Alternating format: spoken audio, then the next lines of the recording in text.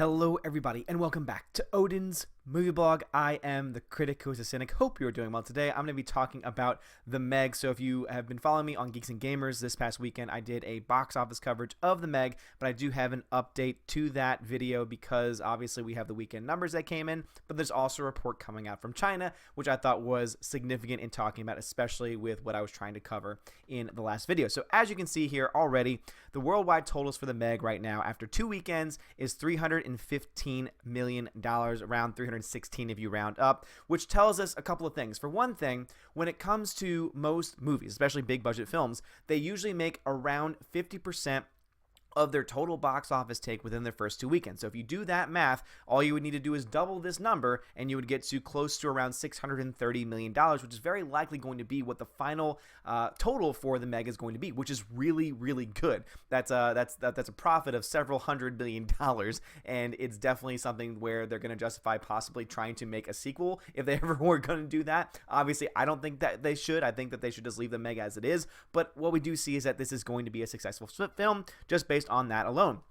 Another big thing is that my numbers have updated as well. So again, when we looked back at the numbers, again, we did look at these numbers on the Geeks and Gamers video. Again, as you saw there, the budget, $130 million, the marketing, $65 million, which means the total cost was around $195 million, which means with the current box office being around $316 million and the actual gross of the film being $189 million, remember that the actual total gross, the actual gross that a studio gets is around 60% of the box office take. So 60% of 316 is 189, which means that now, where we used to be around $100 million, like around $100 million less than that of a loss, now we're down just to negative $5.4 million, which this film is easily going to get probably today. But even more so, we could already say that it's already made this up. In fact, this movie is already profitable at this point. And why can I say that? How do I know that? Well, keep in mind, this Box Office Mojo number is not including the updated China figures, which we do have, and for some reason have not been updated on boxofficemojo.com, probably because there's not been an official number yet, is what I have to imagine what that is. And so when we look to this article right here, it says this very clearly that the island has retained its top spot in its second weekend in China. The giant shark movie The Meg moved up to second place and has crossed the $100 million mark. So that means that The Meg at this point has already made over $100 million just in China, which means that it's going to be roughly a third of the entire total of what The Meg has made thus far, which tells you that this film it still has a lot of money left to make. It still has a lot of steam left in it. Why is this significant though? Well, going back to the main point I was going on before, going on and talking about the China factor. Again, last weekend, over $100 million now, or rather this past weekend, over $100 million just in China alone. Now even more so, this just tells us once again that all these people that have been coming out trying to say, oh, the reason why Star Wars hasn't been doing well is because it was not an established product. It's something that the Chinese people just couldn't connect to because they didn't grow up with it. Well, again, The Meg.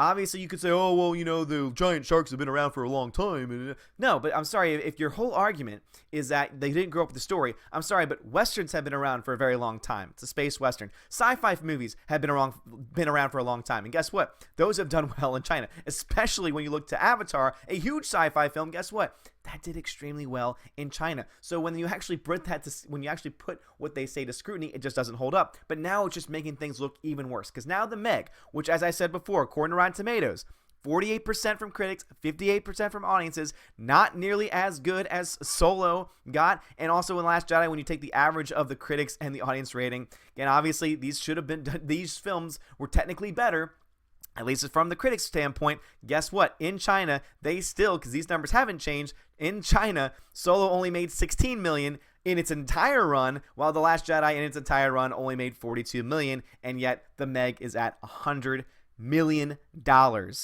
It has doubled what it made last weekend, which means if it continues that kind of a trend, we could see it get very close to $150 million by next weekend, which is just going to be absolutely insane. That's going to mean that this movie, The Meg, again, just going back to the Box Office Mojo numbers, $315 million, that is before we add in the China numbers. That means that this film, that means that when it comes to The Meg, it is already, by its third weekend, going to just destroy Solo: A Star Wars Story, because again, Solo: Star Wars Story is still under $400 million, around $391 million if you want to be technical about it, which means The Meg in 3 weeks is already going to outpace it tremendously. This film, again, is going to be close to 500, 600, could even be more than that point, could even be more at this point because of how well it is doing, especially in China and the foreign markets. But this also goes back to the discussion that I was also trying to bring up. Obviously, when we talk about box office numbers, we talk about the budgets and everything like that. One major aspect is you have to look at the ratios of the foreign market to the domestic market. When we look at this foreign market, what do we see? 73% of the money for The Meg that has been made by The Meg has come from foreign markets. Big chunk of that from China. Domestic, 26%. That is normal. That is something that we are supposed to see when it comes to big budget films. But let's just go ahead and, just for the sake of argument, let's go ahead and pull it up just live. Well, screw it, man. We'll just do it live. Let's see what Solo's was again. Because remember, this is something that I pointed out when Solo came out. As I pointed out that they had an abysmal ratio. As you see right here, the foreign market, only 45.6% of the entire gross. Oh, now it's up to $392 million total, compared to the domestic total of $54.4 million. That is, 54.4%. That is abysmal. That is awful. Big budget films are always supposed to make more money overseas. Why? Because there are more people in the United States, more people overseas, especially when you look at the China market, than here in the United States, which means there is more money to be had over there. So when you have a film like Solo making significantly less than these other films, you know you have a major problem. And one of the first places that you can look to is this ratio, 54 to 45.6%. But let's be fair. Let's check out The Last Jedi. Let's see how The Last Jedi's percentage was. Let's see how their ratio was overall. Oh, wait a minute. It wasn't very much better. Now, at the very least for The Last Jedi, there was that 53.5% to 46.5%. But this already should have been a huge warning sign to Star Wars, a huge warning sign to Disney, because this is not a good ratio. Normally, you want it to be closer to 60-40, 60% coming from foreign markets, 40% coming from domestic markets. That is something that, for example, when we look to The Force Awakens, that's something that we got instead. Not this as close to 50-50. That is really bad, because that means that foreign markets are not buying tickets to your films nearly as well or nearly as much as they probably should, and that tells you that the overall gross is going to be a lot less. That's why it made $1.3 billion compared to The Force Awakens, which made like $2.1 billion. But let's even look to that. Let's even look to The Force Awakens, and let's see what its ratio was, just to see what a more normal ratio would be. Even then, we already see it had the same exact ratio of 54 to 45%, but still made $2 billion. But why is that the case? As we have talked about before, every time we talk about Star Wars, what we have to remember is that usually films are based off of the hype. If it is in a series, it is based off the hype. So, for example, the last movie that we had was Revenge of the Sith, which for the most part was a very well-received movie. Out of all the prequels, it was the most well-received, and there are still people to this day, myself included, who will say, you know what, Revenge of the Sith was not a terrible film. A lot of people ended up liking it. So it makes a lot of sense that that film would have built up a lot of excitement for any future Star Wars projects. Obviously, we had a very long period of time between the Revenge of the Sith and Force Awakens, so there was a lot of excitement for Star Wars. Obviously, we had Clone Wars 2, which just made people appreciate the prequels even more so because it established the story. It expanded upon the story in so many different ways. So what we see is that is the reason why we got this $2 billion opening. But guess what? The Force Awakens was not a perfect film, which is why when you go to The Last Jedi, around a $700 million loss. Another reason why that's the case, because The Last Jedi was not a very strong film. Word of mouth was not very good, and that has been continued, and that has been shown by the very fact that Solo is losing $200 million at the box office. You want my numbers on that? Please check out some videos I've made on my channel talking about how I got to that number. But again, check the math yourself. Let me know if I'm wrong in the comments below, because you know what? If I'm wrong, I will admit it. I will say, you know what? I was wrong here. And that's all there is to it. But when you look at these numbers, again, 54 to 45%, again, that ratio is not a very strong ratio. Again, if you want a movie to be very good, if you want a movie to make a lot of money, especially in the overseas market, and big budget films, again, when you go to the smaller budget films, obviously, you're not going to see this kind of a ratio. You're going to see it a little bit different. You're going to see usually a much bigger domestic ratio, because obviously it's not going to be in as many screens and might not even play in China. When the big films do play in China, though, again, the big budget films, that is the reason why that number usually balloons over when it's doing very well. But as we've seen, the Star Wars films, at least as far as when Disney has taken over, has not done nearly as well as it should have been doing. Even The Force Awakens, when it opened up in China, did not do nearly as strong. Compare that to The Last Jedi, and then compare that to Solo.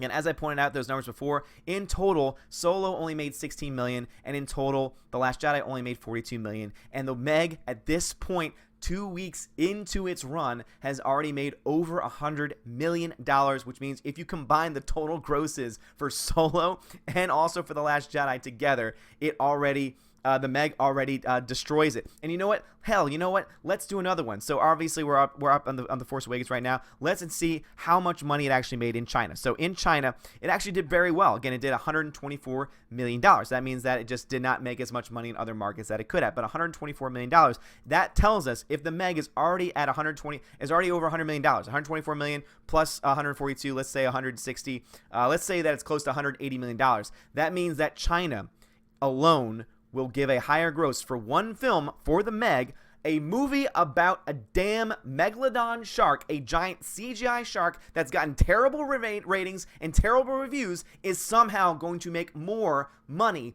more money than all three Disney Star Wars films combined. I'm not even looking at Rogue One because I'm already telling you right now, it's probably going to be still making more money than every single Star Wars film combined, especially if you just look at The Force Awakens and The Last Jedi, because again, that's around $124 million plus $42 million, that's $180 million. There's no way that the China factor is not going to have a huge impact on the Meg. The Meg is going to make more than that, and that tells you all that you need to know about the current state of Star Wars. Again, as I said before, the numbers do not lie.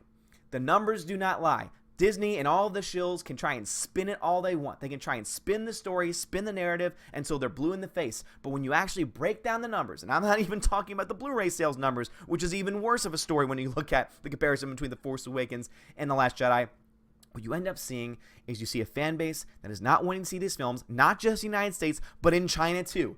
Don't stop trying to say, oh, they're just not as much into it because they weren't born with it. I'm sorry. To say that and then have a film like The Meg, which has not been very well praised by critics or audiences for that matter, just blow out the Chinese market with making so much money, making over $100 million, maybe even by the end of the run, it could be close to $200 million at this point. Who knows?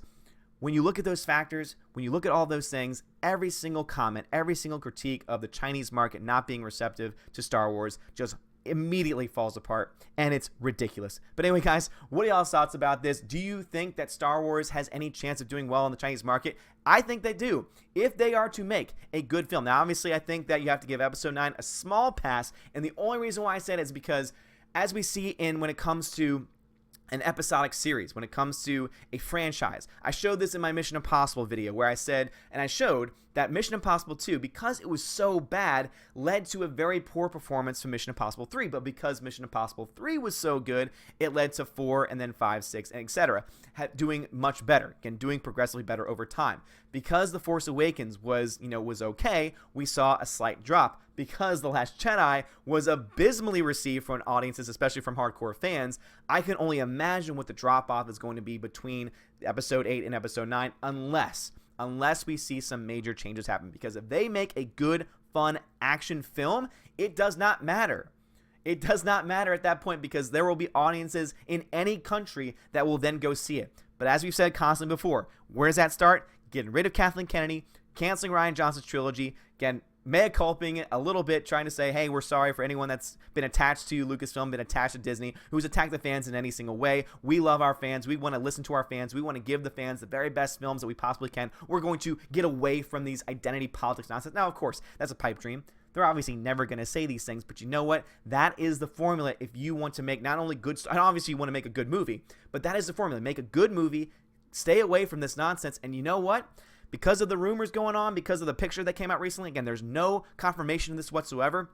But if they are going to bring in Dave Filoni as being the head of creative, get rid of this damn story group that I have no idea what the hell they're doing. Most of them didn't have any writing experience whatsoever before they got hired. Put Dave Filoni in charge of that group. And you know what? Why not at the same time change positions, give Kathleen Kennedy the boot, make her retire, whatever it is that you want to do, and instead you put in somebody like this man, like the man who really should be in charge of Lucasfilm right now, in my own personal opinion, and that is the man that got everything started with with Marvel, the man that anyone can trust, and that's Jon Favreau. Jon Favreau, look what he did with Iron Man. Again, $585 million in the first MCU film that came out. Again, adjusted for inflation, that's close to $700 million. That's an excellent first showing, and guess what? Marvel films are still making money, and Jon Favreau was the man that led to that. Jon Favreau was the man that led to those things happening. So you know what? You know what would make me excited for Star Wars again? If Jon Favreau was named the new head, the new president of Lucasfilm,